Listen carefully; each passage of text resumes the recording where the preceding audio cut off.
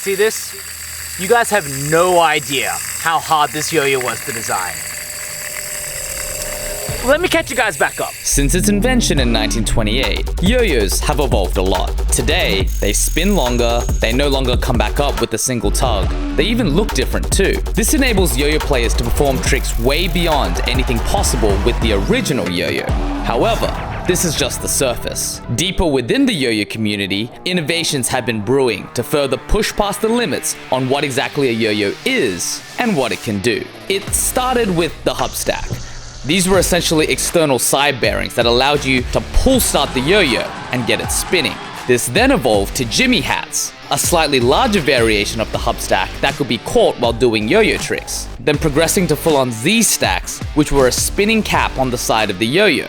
Full-on yo-yos were even designed to take this concept to the extreme, such as the Yo-Yo Jam Synergy, which utilized a large bearing for its rim, opening up a whole new world of tricks. But it'd take a yo-yo designer from China to entirely rethink the design. Chen Jialin developed a yo-yo that utilized an all-encompassing outer shell, allowing the yo-yo's inner body to spin freely from the yo-yo itself.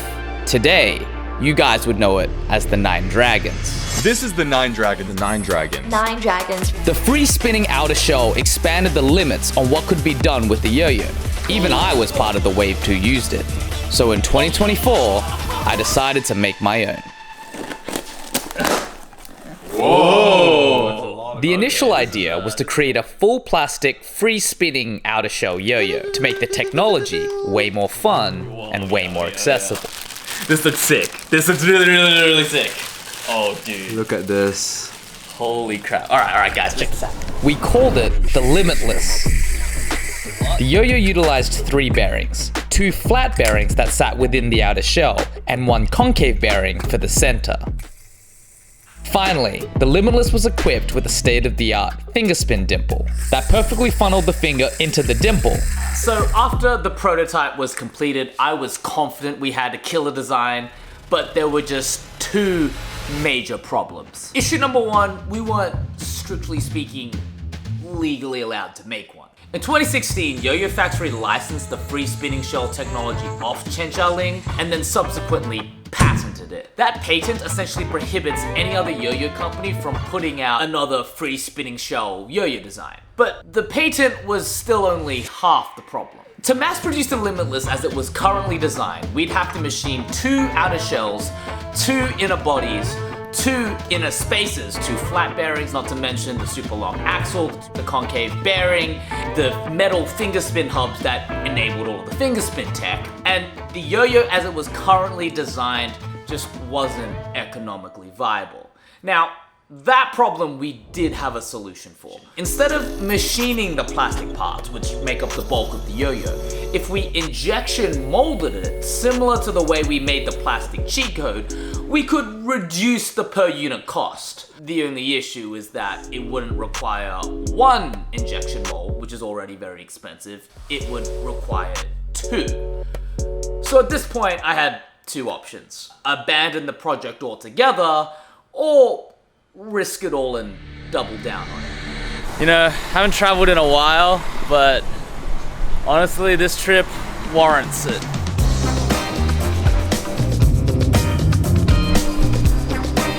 Alright.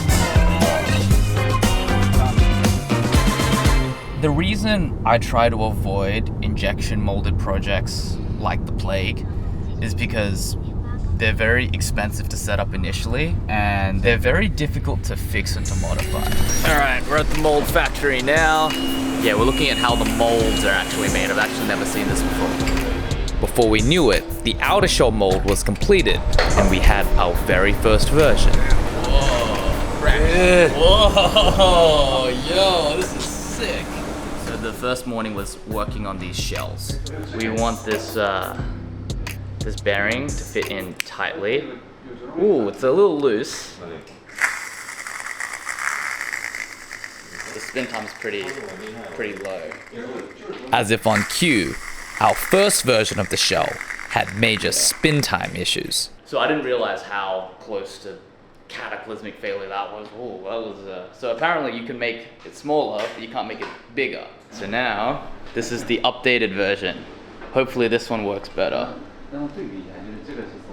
Yeah, yeah, nice and tight, nice and tight.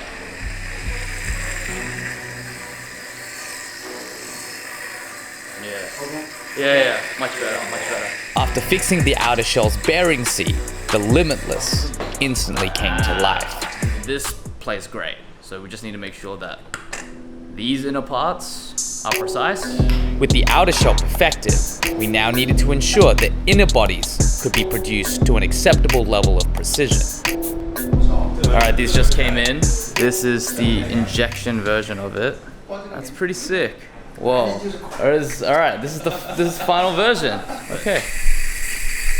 Check this out, alright? Oh, you know, if you're teaching someone how to do a trick, you can be like, oh, you can just, yeah. It goes around like that, you know? Yeah. You know what? I like it better than the machine. Yeah, I like it better than the machine one too. It plays just more fun.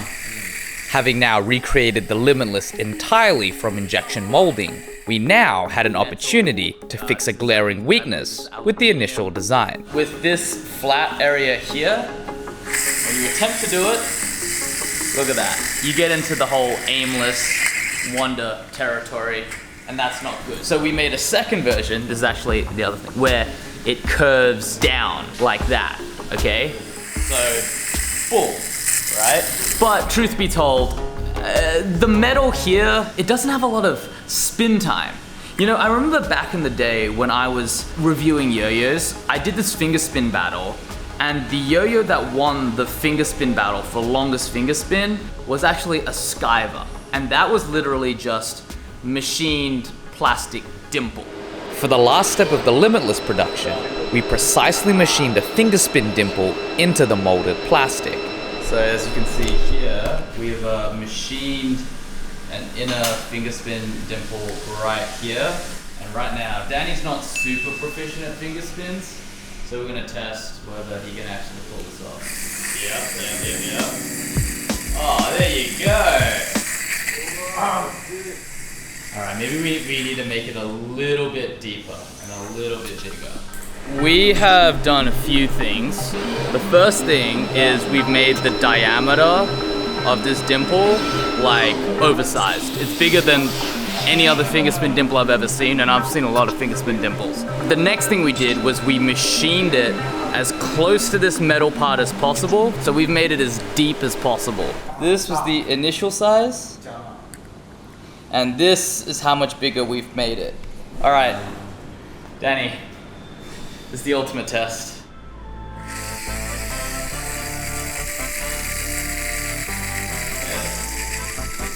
Hey, it doesn't fall out as easy. It's better. It's a lot better. Yeah, you like that? It's better, right? This is more or less the final version of the yo-yo. You can literally pull. Or pull. Super happy it turned out. So with the design now finalized, I now had to deal with that pesky patent. It started with an email.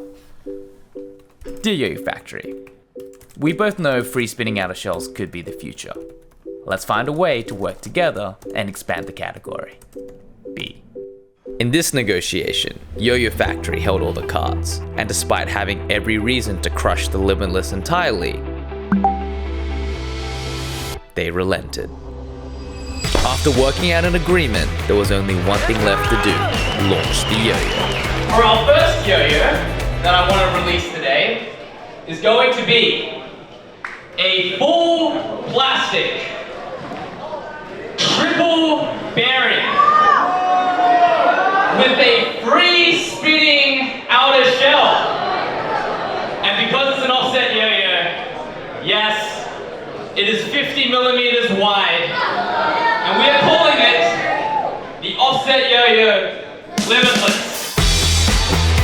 At the end of the day, the yo-yo community is still small, so to get the permission to build off technology that came before us and put our own spin on it wasn't just a huge win for offset yo-yo, but for yo-yoing in general. Our goal with the Limitless was to make technology that already existed way more fun and way more accessible. What happens with this technology next well, that's up to you guys.